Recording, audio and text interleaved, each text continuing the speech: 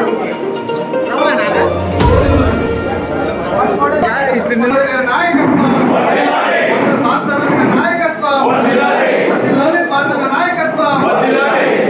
మోదీ గారి నాయకత్వం, భారత్ మాతా కీ జై. నన్ను ఎమ్మెల్యేగా గెలిపించినందుకు మీకు మీ కుటుంబాలకు అందరికీ కూడా ప్రత్యేకంగా ధన్యవాదాలు చెప్పుకుంటా ఉన్నాను. రెండవది,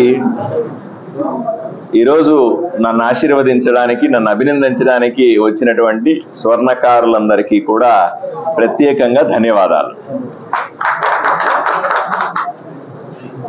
ఇప్పుడు కొంతమంది ఉన్నారు, నెక్స్ట్ టైం మీరందరూ కలిసి 1200 మంది ఉన్నారంటున్నారు. 1200 మంది వీలైతే కుటుంబాలతో సహా ఎక్కడన్నా ఓ మంచి హాల్ తీసుకొని కార్యక్రమం పెట్టండి. అక్కడ అందరూ కలిసి కష్ట నష్టాలు మాట్లాడుకుందాం. రెండోది, నేను ఎమ్మెల్యేగా గెలిచిన తర్వాత నేను ఎలా పనిచేస్తున్నానో మీరు అందరూ చూస్తూ ఉన్నారు. ఇప్పుడు కూడా ప్రైవేట్ స్కూళ్ళకు సంబంధించిన మీటింగ్కి వెళ్ళి వాళ్ళ స్కూళ్ళు బాగుండాలని, స్కూళ్ళు అభివృద్ధి చెందాలని, వాళ్ళకి ఏదైనా కష్టాలుంటే నేను తీరుస్తానని వాళ్ళకి హామీ ఇచ్చి వస్తా ఉన్నా. మీ అందరికి కూడా స్వర్ణకాలకు కూడా ఇదే చెప్తా ఉన్నా. నాకు చూచాయగా కొన్ని కష్టాలు తెలుసు, మీరు పడే బాధలు తెలుసు, మీకు అనవసరంగా పోలీసులు కానీ లేదా అధికారులు చేసే వేధింపులు తెలుసు, ఏం జరుగుతుందన్న విషయం పట్ల నాకు కొంత అవగాహన ఉంది. కానీ తర్వాత రోజుల్లో అయినా సరే మీతో వ్యక్తిగతంగా కూర్చొని 5 నిమిషాలు 10 నిమిషాలు 2-3 గంటల సమయం ఇస్తాను.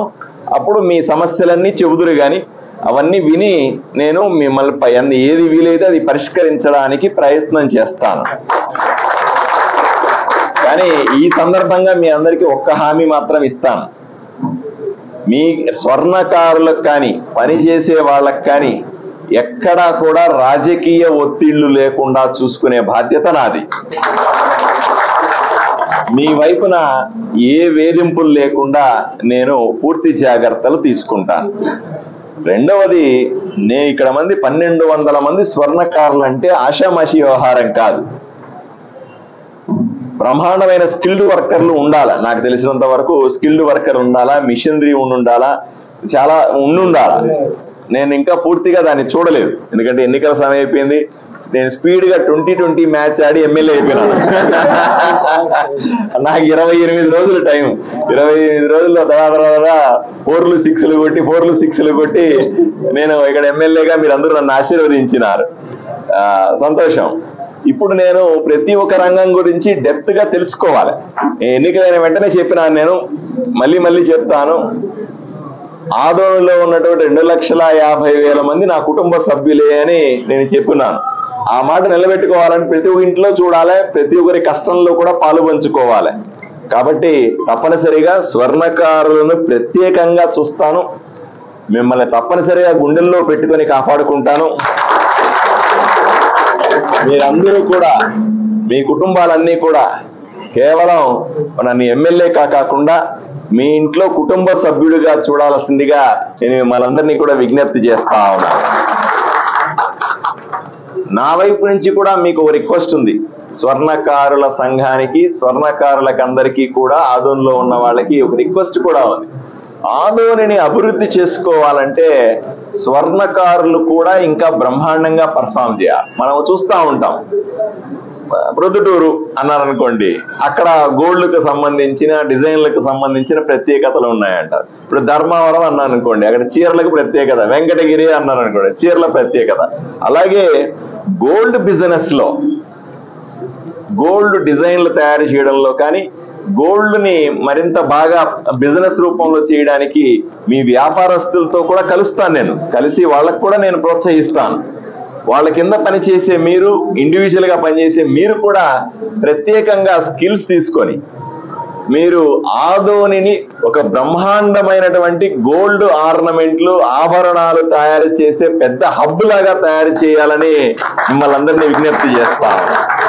ఎందుకంటే రాబోయే రోజుల్లో గోల్డ్ ఎక్కడ బాగుంటుంది, మంచి డిజైన్లు ఎక్కడ దొరుకుతాయి అంటే ఆదోనికి పోవాలా అనే ఆలోచన ప్రజలకు రావాలంటే మనం మరింత గట్టిగా పనిచేయాలని ఇంతకు ముందు మీకు ఆ పరిస్థితులు ఉండకపోవచ్చు, మిమ్మల్ని ప్రోత్సహించే వాళ్ళు లేకపోయి ఉండవచ్చు, మీకు ఆ పరిస్థితులు ఉండవచ్చు, అందువల్ల మీరు చేసి ఉండకపోవచ్చు. కానీ ఈ రోజు ఎమ్మెల్యేగా మీ సొంత మనిషి ఇక్కడ నిలబడుకొని ఉన్నాడు. మిమ్మల్ని ప్రోత్సహించడానికి, మీకు ఇబ్బందులు లేకుండా చూసుకోవడానికి, ప్రభుత్వం వైపు నుంచి మీకు కావాల్సిన వసతులు ఏమన్నా ఉండి ఎన్నో పథకాలు ఉన్నాయి. ఇక్కడ ఉన్నటువంటి స్వర్ణకారుల్ని ట్రైన్ చేయడంలో కానీ, మీకు ప్రత్యేకంగా శిక్షణ ఇప్పించడంలో కానీ, ఇంకేదన్నా పథకాలు తీసుకురావడంలో నేను మంత్రులను కానీ ప్రభుత్వాలను ఒప్పిస్తాను. ఇక్కడ అవసరమైతే ట్రైనింగ్ చేయడానికి ఎక్కడి నుంచైనా ఇంపోర్ట్ చేసుకోవాలి. ఉదాహరణకు బాంబే నుంచి ఎవరైనా స్కిల్డ్ పర్సన్ తీసుకొని వచ్చి మీకు ట్రైనింగ్ చేయాలంటే నేను నా ఇన్ఫ్లుయెన్స్ అంతా వాడి మీరు పలానా ఆయన్ని పట్టరండి సార్ అంటే నేను ఆయన కన్విన్స్ చేసి పట్టుకొచ్చి మీకు ట్రైనింగ్ ఇప్పించే బాధ్యత నాది. దానికి ప్రత్యేకంగా వసతులు మీరు ఏర్పాటు చేసుకోండి. అలాగే ఇంకెవరన్నా ఇన్ఫ్లుయెన్స్ చేయాలంటే కూడా నాకు తప్పనిసరిగా చెప్పండి.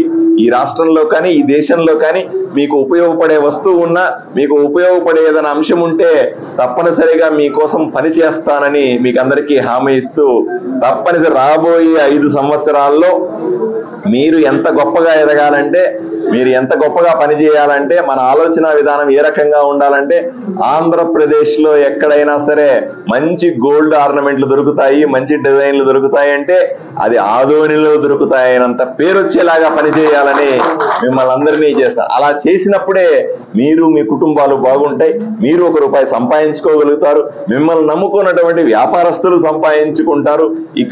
ఎక్కువ మంది ఇక్కడికి రావడం వల్ల ఇక్కడ టర్న్ ఓవర్ కూడా పెరుగుతుంది, ట్యాక్సులు బిల్డ్ అవుతాయి. దీని ద్వారా ఆదోని కూడా అభివృద్ధి చెందడానికి అవకాశం ఉంటదని నా ఉద్దేశాన్ని మీరందరూ అర్థం చేసుకుంటారని, తప్పనిసరిగా మళ్ళీ ఒక మంచి సమావేశాన్ని ఏర్పాటు చేయండి. మీ అందరితో కలిసి అందరినీ పిలవండి, అందరూ కూడా మన కుటుంబ సభ్యులే, అందరితో కూర్చొని మాట్లాడదాం. ఏ రోజు వచ్చినా మీ వృత్తిపరంగా కానీ, బాగా వినండి, మీ వృత్తిపరంగా కానీ, మీ వ్యక్తిగతంగా కానీ, మీ ఆస్తిపాస్తుల విషయంలో కానీ, లేదా మీకొచ్చే ఇబ్బందులు ఏటిల్లో అయినా సరే నేను కూడా మీ ఇంట్లో కుటుంబ సభ్యుడిగా, మీకు అన్నగా తమ్ముడుగానో ఉంటానని మీకందరికీ హామీ ఇస్తూ, ఏ కష్టం వచ్చినా నా దగ్గరికి రావచ్చు. మీరు నా దగ్గరికి ఎవరి అపాయింట్మెంట్లు అక్కర్లేదు, అపాయింట్మెంట్ తీసుకోవాల్సిన పని లేదు. నేను ఊర్లో ఉన్నానంటే నేరుగా నా దగ్గరికి వచ్చేయచ్చు, ఎవరినన్నా కలుస్తాను. మీ ఇంట్లో ఏ ఫంక్షన్కి పిలిచినా వస్తాను, ఇబ్బంది పడాల్సిన అవసరమే లేదు. నేను తినే ఇంత అన్నం కోసం, నేను తాగే ఇంత టీ కోసం మీరు ఏమి తినండి, మీ స్వీట్లు పెట్టినా తిన్ను, పెద్ద పెద్ద పలహారాలు పెట్టినా తిన్ను, పెద్ద నాన్ వెజ్ ఏమి తినని వాడిని ఏదో అలా గడుపుతాను అంతే తప్ప మిమ్మల్ని అందరినీ కలవడానికి, మీతో సుఖ సంతోషాలు పంచుకోవడానికి ఎప్పుడూ మీతో ఉంటానని తెలియజేస్తూ ధన్యవాదాలు తెలుపుకుంటా.